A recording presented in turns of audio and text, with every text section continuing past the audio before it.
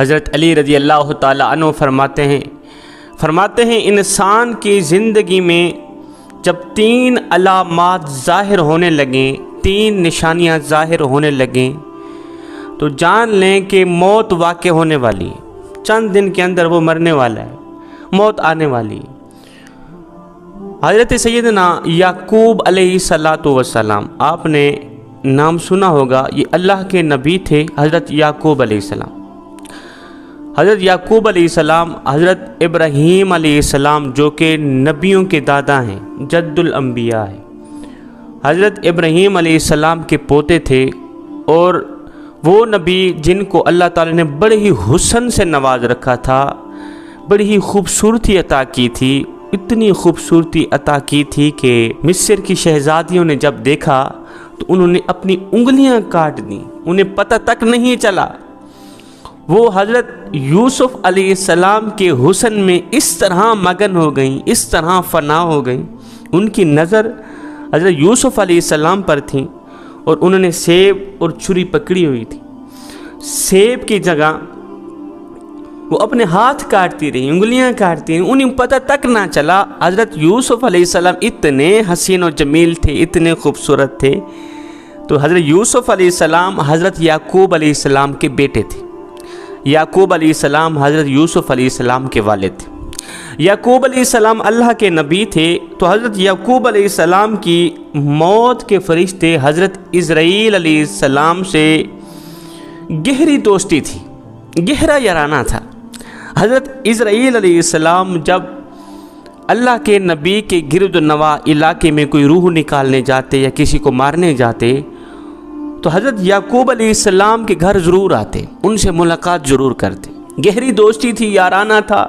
یار کے گھر ہر بندہ جاتا ہے جب اس سائڈ پہ کوئی چکر لگے، یا ویسے بھی کوئی چلا جاتا ہے حال چال پوچھنے کے لیے، تو موت کا فرشتہ جب اس سائڈ پہ جاتا کسی کو مارنے کے لیے تو حضرت یعقوب علیہ السلام کے گھر ضرور جاتا، کہتا میں فلاں کو مار کے آ رہا ہوں یا فلاں کی روح نکالنے جا رہا ہوں۔ ایک دن اللہ کے نبی حضرت یعقوب علیہ السلام نے موت کے فرشتے سے کہا، اے دوست، جب تم میری روح نکالنے آنا، مجھ سے وعدہ کرو جب تم میری روح نکالنے آؤ گے نا تو پہلے مجھے بتاؤ گے، جب تم مجھے مارنے آؤ گے، دنیا سے جدا کرنے آؤ گے، مجھے بتاؤ گے۔ موت کے فرشتے حضرت اسرائیل علیہ السلام نے حامی بھر لی، جی جب آپ کی روح نکالنے آؤں گا پہلے آپ کو بتاؤں گا۔ بات طے ہو گئی۔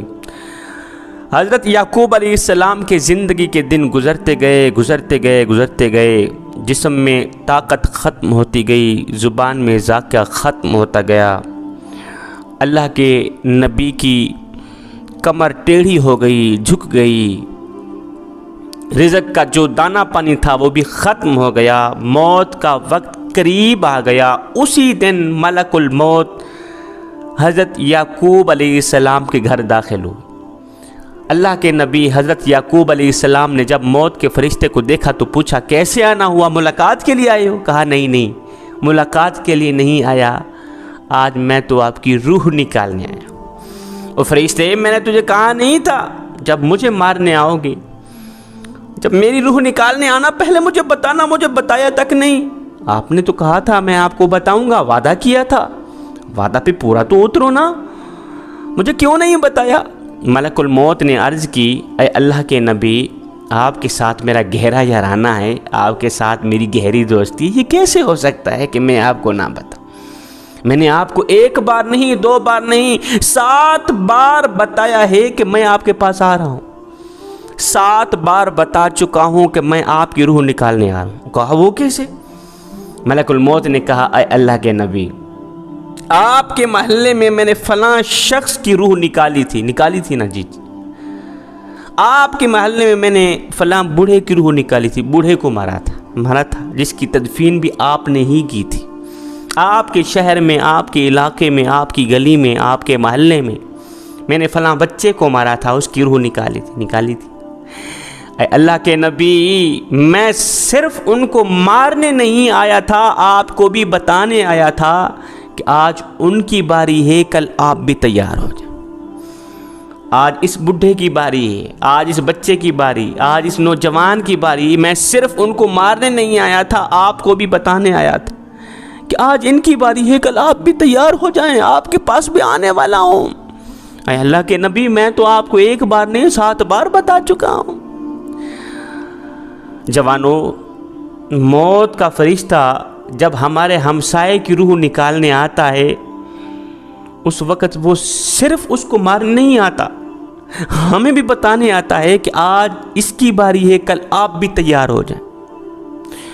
تو جب محلے میں موت کا فرشتہ آ جائے، داخل ہو جائے، وہ کسی کی بھی روح نکال کے چلا جائے، باقی والے تیار ہو جائیں کہ آج اگر یہ مر گیا، آج میرا گہرا دوست مر گیا، آج میرا باپ چلا گیا، میرا بھائی چلا گیا، میری ماں چلی گئی، یا کوئی بھی جا سکتا ہے، تو صرف یہ نہیں گیا، کل اس کے پیچھے میں بھی جانے والا ہوں۔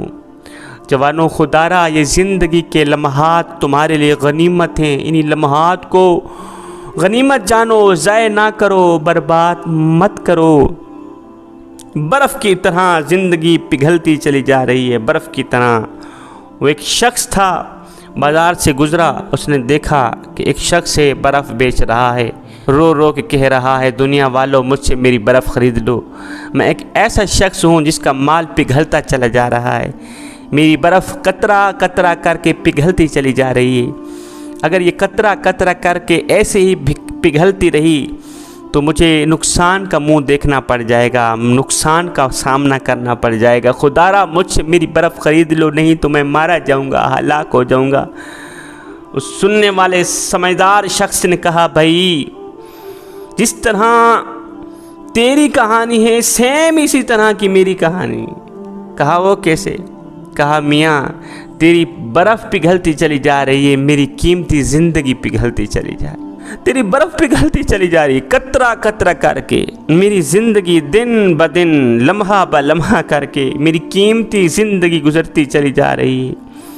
اگر تو انہی لمحوں کے اندر اپنی برف بیچ ڈالے گا، بدلے میں کچھ نہ کچھ لے لے گا، تو تجھے خسارے کا منہ نہیں دیکھنا پڑے گا، نقصان کا منہ نہیں دیکھنا پڑے گا، تو فائدہ مند رہے گا۔ سیم اسی طرح اگر میں بھی اپنے اس گزرتے پل میں، گزرتے لمحات میں اللہ رسول کا ذکر کر لوں گا، نماز پڑھ لوں گا، قرآن پڑھ لوں گا، اللہ رسول کو راضی کر لوں گا، تو پھر میری زندگی بھی میرے کام آ گئی۔ نہیں تو جس طرح تیری برف قطرہ قطرہ کر کے پگھلتی چلی جا رہی ہے، اگر ایسے ہی پگھل گئی جس طرح تجھے نقصان کا منہ دیکھنا پڑے گا، سیم اسی طرح مجھے بھی نقصان کا سامنا کرنا پڑے گا۔